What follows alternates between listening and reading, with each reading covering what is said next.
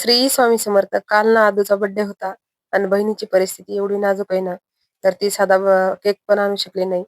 तर मुलींचं खूप चाललं होतं, "मम्मी मला केक आण, केक आण." तर मलाच कसं तरी वाटलं, तर दुसरं काही देण्यापेक्षा मी केकच आणला. कोणाच्या चेहऱ्यावर आनंद आणण्यासाठी आपले काही क्षण त्यांच्यासोबत सेलिब्रेट केले पाहिजे. एवढासा केक आणला तर आदू इतकी नाचत होती ना, मावशीने केक आणला, केक आणला. खूप खुश झाली. तिचं बघून मलाच थोडंसं डोळ्यात पाणी आलं, की ह्या लेकरांसाठी काहीच केलं नाही तरी पण एवढे आनंद झाले.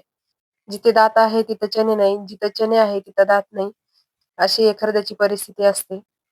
धनू आणि आदेव इतकी हुशार आहे ना, पण त्यांची परिस्थिती नसल्यामुळे काही करू शकणार नाही. मला तर एवढं मावशी-मावशी करत राहतात ना आणि हे पण कधीच तिच्या घरी येत नाहीत. पण आज काय वाटलं त्यांच्या मनाला काय माहिती.